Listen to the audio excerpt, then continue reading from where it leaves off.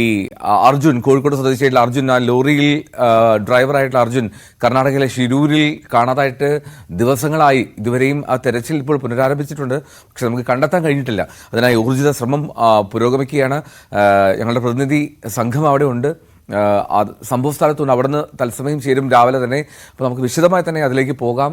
കർണാടകയിലെ ഷിരൂരിൽ മണ്ണിടിഞ്ഞ് ലോറി അടക്കം കാണാതായ കോഴിക്കോട് സ്വദേശി അർജുനായിട്ടുള്ള തെരച്ചിൽ പുനരാരംഭിച്ചു. NDRFനും പോലീസിനും ഫയർഫോഴ്സിനും പുറമെ നേവിയും തെരച്ചിലിനായി പ്രദേശത്തുണ്ട്. ബംഗളൂരുവിൽ നിന്ന് റഡാർ അടക്കമുള്ള സംവിധാനങ്ങൾ തെരച്ചിലിനായി എത്തിക്കും. എന്നാൽ പ്രദേശത്ത് ശക്തമായിട്ടുള്ള മഴയും കാറ്റും തുടരുകയാണ്. വീണ്ടും മണ്ണിടിച്ചിലിന് സാധ്യതയുണ്ട് എന്നുള്ള മുന്നറിയിപ്പുമുണ്ട്. ന്യൂസ് 18 സംഘം ഇന്നലെ തന്നെ ഷിരൂരിലെത്തിയിരുന്നു. KV ബൈജു ആണ് അവിടെയുള്ളത്. ബൈജു, മോർണിംഗ് വൈബ്സിൽ ഗുഡ് മോർണിംഗ് പറയാൻ ആഗ്രഹമുണ്ട്, പക്ഷേ ഈ ആശങ്കയുടെ ഒരു പ്രദേശത്താണ് ബൈജു നിൽക്കുന്നത് എന്നുള്ളതുകൊണ്ട് തന്നെ എന്താണ് ഇപ്പോഴത്തെ അവിടുത്തെ സാഹചര്യം? തെരച്ചിൽ എപ്പോഴാണ് പുനരാരംഭിച്ചത് ബൈജു?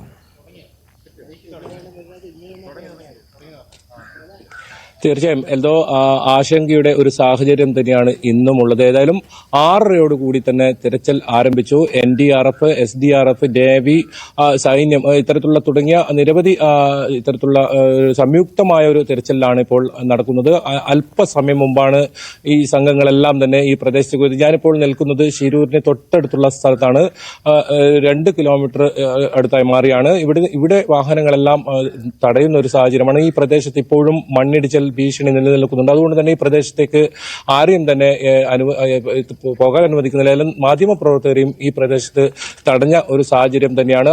നമുക്ക് അവർക്ക് പിറകിൽ കാണാം ഈ കുന്ന് ഇത്തരത്തിൽ ഇടിഞ്ഞ് വീഴാവുന്ന ഒരു സാഹചര്യം.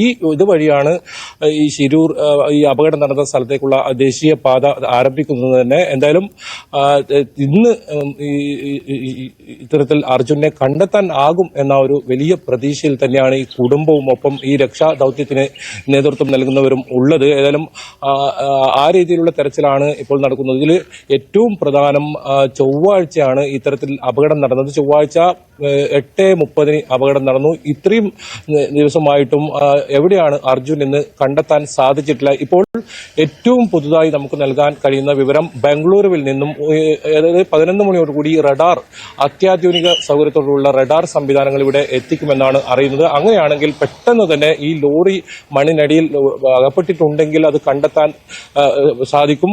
അത്തരത്തിലുള്ള ഒരു തിരച്ചിലാണ് ഇന്ന് നടക്കുക. ഇന്നലെ രാത്രി 9 മണി വരെയായിരുന്നു തിരച്ചിൽ നടത്തിയത്. ഇന്നലെ തുടർച്ചയായി തെരച്ചിൽ നടത്തുമെന്ന് പറഞ്ഞിരുന്നെങ്കിലും ഈ പ്രദേശത്ത് ശക്തമായ മഴയായിരുന്നു ഇന്നലെ രാത്രിയോട് കൂടി. അതുകൊണ്ട് തന്നെ തെരച്ചിൽ നിർത്തിവെക്കേണ്ട ഒരു സാഹചര്യമുണ്ടായി. ഏതായാലും ഇപ്പോഴും അല്പസമയം മുമ്പ് വരെ വലിയ ശക്തമായ കാറ്റും മഴയും ഒക്കെ ഉണ്ടായിരുന്നു. ഇപ്പോൾ നേരിയ ഒരു മഴയ്ക്ക് കുറവുണ്ടെങ്കിലും ഇരുണ്ട് കൂടിയ കാലാവസ്ഥ തന്നെയാണ്. റെഡ് അലർട്ട് നിലനിൽക്കുന്ന ഒരു പ്രദേശമാണ്. വലിയ അപകട സാധ്യത നമുക്ക് ദൃശ്യങ്ങളിൽ നിന്ന് തന്നെ അത് കാണാം.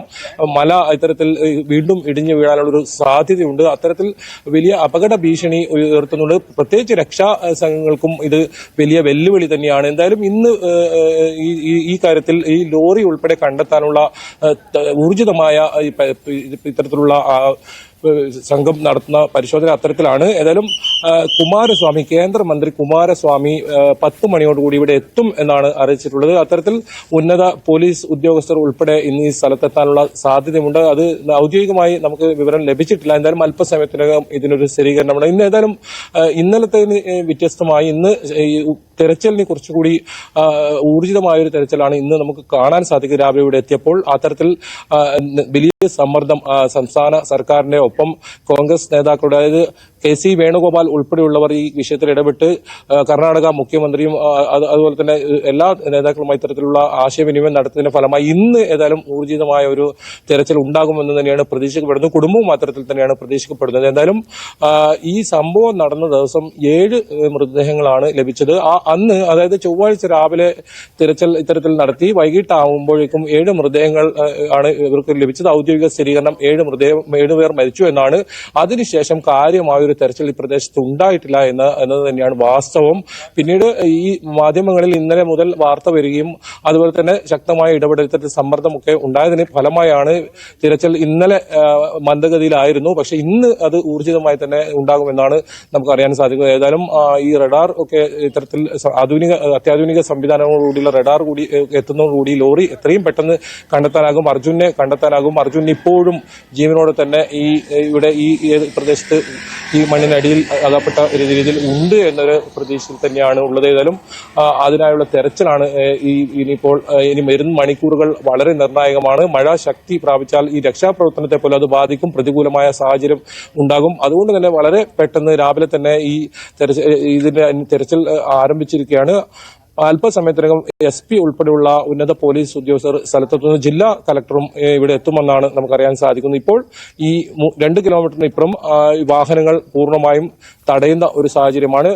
പ്രധാനമായും ഇവർ പറയുന്നത് അങ്ങോട്ടേക്ക് പോകുന്നത് അപകടമാണ്, കാരണം വീണ്ടും മണ്ണിടിച്ചിൽ ഉണ്ടാകാനുള്ള ഒരു സാധ്യതയുണ്ടെന്നാണ് പറയുന്നത്. അതുകൊണ്ടാണ് ഇത്തരത്തിൽ വാഹനങ്ങൾ തടയുന്ന ഒരു സാഹചര്യമുള്ളത്. ഏതായാലും ഈ പുഴയിൽ ഏതായാലും ലോറി ഒഴുക്കിൽപ്പെട്ടോ അത്തരത്തിൽ അപകടപ്പെട്ടിട്ടില്ല എന്ന ഒരു സ്ഥിരീകരണം ഇന്നലെ വന്നിരുന്നു. അത് ഏറെ ആശ്വാസകരമാണ്. അതേസമയം തന്നെ ഇന്നലെ രാവിലെ 8 മണിവരെ ഈ ഫോൺ റിംഗ് ചെയ്തു എന്നതും കുടുംബത്തിന് പ്രതീക്ഷ നൽകുന്ന സംഭവം തന്നെയാണ്. ഒപ്പം എഞ്ചിൻ ഓണായി തന്നെ കിടന്നു എന്നതും. ഏതായാലും അതേസമയം ഇന്നത്തെ ഒരു തിരച്ചിലിൽ ഈ ലോറി കണ്ടെത്താനാകുമെന്ന ഒരു പ്രതീക്ഷയിൽ തന്നെയാണ് കുടുംബവുമുള്ളത്. ഒപ്പം നമ്മളും അതിനായാണ് കാത്തിരിക്കുന്നത്. അർജുനെ ജീവനോടെ പുറത്ത് എത്തിക്കുന്ന ആ ഒരു വേള അർജുനെ സന്തോഷത്തോടുകൂടി തിരികെ വീട്ടിലേക്ക് എത്തണം എന്നുള്ള ആഗ്രഹത്തിലാണ് മുഴുവൻ മലയാളികളും ഷിരൂരിലേക്ക് ഉറ്റുനോക്കിക്കൊണ്ടിരിക്കുന്നത്. നമുക്ക് കാണാം അവിടെ വലിയ തോതിൽ കുന്നിടിഞ്ഞ് ആ റോഡിലേക്ക് വീണത്. ആ മണ്ണിനടിയിലാണ് ആ ലോറിയും അർജുനും ഉള്ളത് എന്നാണ് നമുക്ക് സ്ഥിരീകരിക്കേണ്ടതും. ഇന്നലെ തന്നെ ആ സ്ഥിരീകരണം വന്നു എന്ന് ഇപ്പോൾ ബൈജു സൂചിപ്പിച്ചുവല്ലോ. ബൈജു, ഈ അവിടുത്തെ സാഹചര്യം എന്താണ്? ഈ മഴ മാറിയിട്ടുണ്ടോ? ഇപ്പോൾ കാണുന്ന ദൃശ്യങ്ങളിൽ വലിയ മഴ കാണുന്നില്ല, പക്ഷെ അപ്പോഴും ഈ കാറ്റ്, മഴ, മണ്ണിടിച്ചിലുള്ള സാധ്യത ഇതൊക്കെ നിലനിൽക്കെ ഈ തെരച്ചിൽ ദുഷ്കരമായി മാറുന്ന ഒരു സാഹചര്യമുണ്ടോ?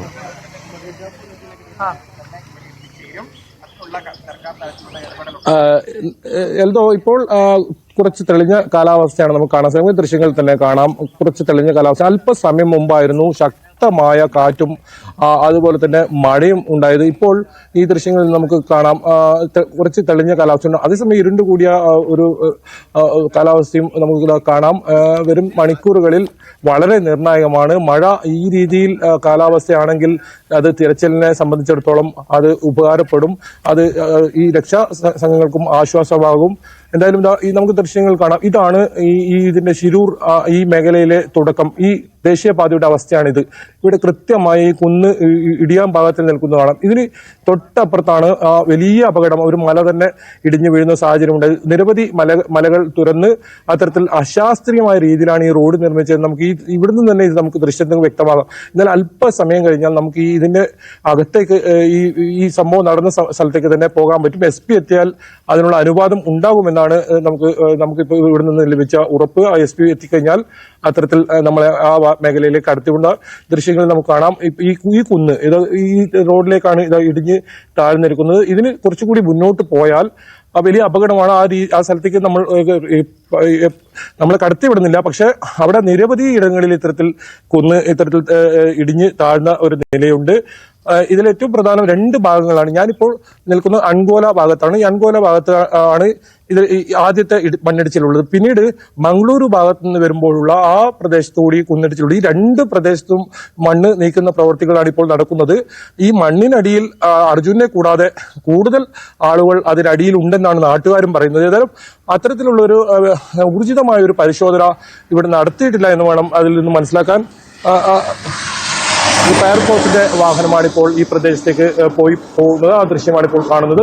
ഫയർഫോഴ്സ് വാഹനം ഇപ്പോൾ അങ്ങോട്ട് പോകുന്നത്. എന്നാൽ ആംബുലൻസ് ഉൾപ്പെടെയുള്ള സജ്ജീകരണങ്ങളുടെ ഒരുക്കിയിട്ടുണ്ട്. ഏതെങ്കിലും തരത്തിൽ അപകട നിലയിലോ മറ്റോ അർജുനെയോ അല്ലെങ്കിൽ മറ്റ് ഇതുപോലെ കാണാതായവരോ ലഭിക്കുകയാണെങ്കിൽ എത്രയും പെട്ടെന്ന് ആശുപത്രിയിൽ എത്തിക്കാനുള്ള നടപടികൾ മെഡിക്കൽ സംഘം ഈ പ്രദേശത്ത് എത്തിയിട്ടുണ്ട്. അത്തരത്തിൽ എല്ലാ സംവിധാനങ്ങളെയും ഏകോപിപ്പിച്ചുകൊണ്ടുള്ള ഒരു രക്ഷാപ്രവർത്തനത്തിനാണ് ഇന്ന് ഏതായാലും നടക്കുന്നത്. ഇന്നലത്തേന് വ്യത്യസ്തമായി ഇന്ന് ഊർജിതമായ ഒരു അന്വേഷണം നടക്കുന്നുണ്ടെന്ന് വേണം ഇപ്പോൾ നമുക്ക് ഇവിടെ നിന്നും കാണുന്ന ദൃശ്യങ്ങളിൽ നിന്നും മനസ്സിലാവുന്നത്. അത്തരത്തിൽ എല്ലാ സംവിധാനങ്ങളും ഉണ്ട്. ഇവിടെയാണ് ഇത്തരത്തിൽ വാഹനങ്ങൾ തടഞ്ഞ് എല്ലാ മാധ്യമപ്രവർത്തകർ ഉൾപ്പെടെ തടയുന്ന ഒരു സ്ഥിതിയുള്ളത്. ഈ പ്രദേശത്താണ്. ഇവിടെ നിന്നും ഈ ഭാഗത്തേക്ക് ആരെയും കടത്തിവിടുന്നില്ല. കാരണം പ്രധാനമായും ഇവർ പറയുന്നത് വലിയ തോതിലുള്ള അപകട സാധ്യതയുണ്ട്, അവിടെ മണ്ണിടിച്ചിൽ വീണ്ടും ഉണ്ടാകാനുള്ള ഒരു സാധ്യതയുണ്ട് എന്ന ഒരു മുന്നറിയിപ്പാണ് ഇപ്പോൾ നൽകുന്നത്. അതുകൊണ്ട് തന്നെയാണ് ഈ പ്രദേശങ്ങളിൽ ഇപ്പോൾ യാത്ര ചെയ്യരുത്, മാധ്യമങ്ങൾ ഉൾപ്പെടെ അങ്ങോട്ടേക്ക് പോകരുതെന്ന് പറയുന്ന വലിയ കുന്ന് ഇടിഞ്ഞ് വീഴാൻ പാകത്തിൽ നിൽക്കുന്ന ഒരു സാഹചര്യം. അത്തരത്തിൽ വലിയ അപകട ഭീഷണി ഇപ്പോഴും നിലനിൽക്കുന്നുണ്ട് പ്രദേശത്ത്. എന്തായാലും രക്ഷാപ്രവർത്തനത്തിന് ഇപ്പോൾ ഏതെങ്കിലും പ്രതികൂലമായി ബാധിക്കുന്ന സാഹചര്യമില്ല, രക്ഷാപ്രവർത്തനത്തിന് തടസ്സങ്ങളൊന്നുമില്ല എന്നാണ് ഇപ്പോൾ നമുക്ക് ലഭിക്കുന്ന വിവരം.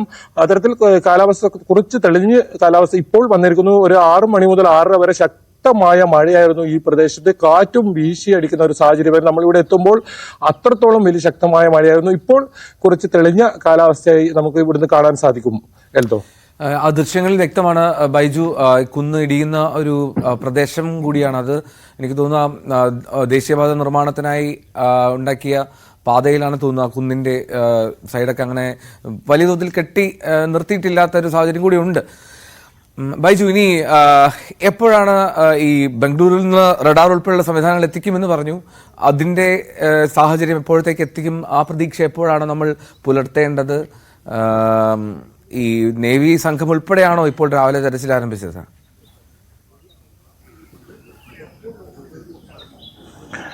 തീർച്ചയായും എൽദോ, സംയുക്ത തിരച്ചിലാണ് ഇപ്പോൾ നടക്കുന്നത്.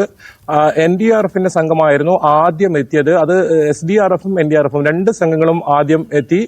ഇന്നലത്തേക്കാൾ കൂടുതൽ ഇത്തരത്തിൽ സംഘങ്ങൾ ഉണ്ട് എന്നതാണ്, രക്ഷാ ദൗത്യത്തിൽ സംഘങ്ങൾ കൂടുതലായി ഉണ്ട് എന്നാണ് നമുക്ക് ഇന്നത്തെ ഒരു അവസ്ഥ ഇവിടുന്ന് കാണാൻ സാധിക്കുന്നത്. അത് ഏതായാലും ആശ്വാസകരമായ കാര്യം തന്നെയാണ്. ഈ റഡാർ ഉൾപ്പെടെയുള്ള സംവിധാനങ്ങൾ ബംഗളൂരുവിൽ നിന്നും പുറപ്പെട്ടിട്ടുണ്ട്.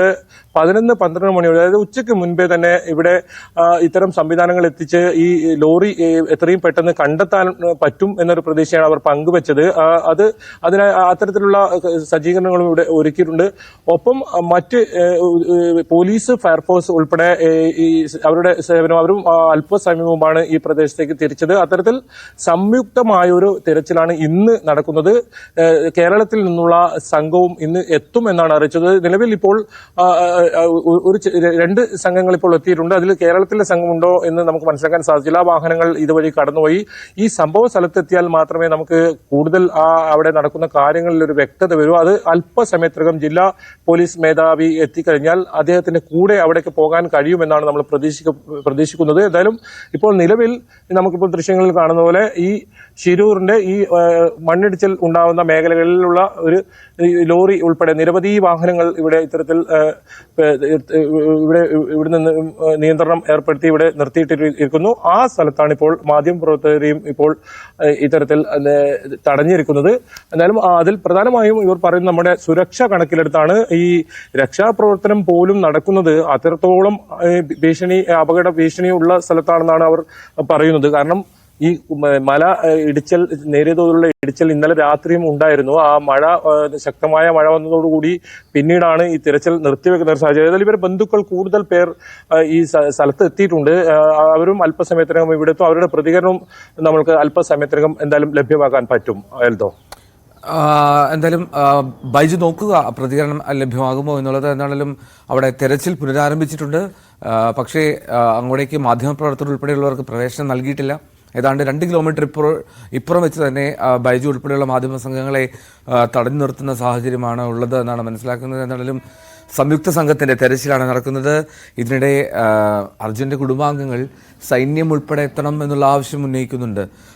തെരച്ചിൽ അത് ഊർജിതമാക്കുന്നതിനായി. പക്ഷേ ഇന്ന് രാവിലെ അവരുടെ പ്രതികരണം കേട്ടപ്പോൾ അല്പം ആശങ്ക അവരുടെ ഭാഗത്ത് നമുക്ക് പ്രകടമായി തോന്നി. ഇന്നലെ വരെ വലിയ പ്രതീക്ഷയിലായിരുന്ന കുടുംബം അവർ തന്നെ അല്പം ആശങ്ക പ്രകടിപ്പിച്ചു തുടങ്ങിയിരിക്കുന്നു. ഈ തിരച്ചിൽ ഇങ്ങനെ അസാധാരണമാംവിധം നീളുന്നതിൽ ഇത്രമാത്രം സാങ്കേതിക സംവിധാനങ്ങളൊക്കെ നമുക്കുണ്ടായിട്ടും എന്തുകൊണ്ട് ആ മണ്ണ് മാറ്റി തെരച്ചിൽ പൂർത്തിയാക്കുന്നില്ല എന്നുള്ള ചോദ്യമാണ് അവർ ഉന്നയിക്കുന്നത്. ഈ ഹിറ്റാച്ചി കൊണ്ട് അല്ലെങ്കിൽ JCB കൊണ്ട് ഈ മണ്ണ് മാറ്റുക എന്നതിനപ്പുറത്തേക്കുള്ള ഒരു തെരച്ചിൽ സംവിധാനങ്ങൾ ഉപയോഗിക്കുന്നില്ല എന്നുള്ളൊരു ആക്ഷേപമാണ് കുടുംബാംഗങ്ങൾ ഉന്നയിക്കുന്നത്.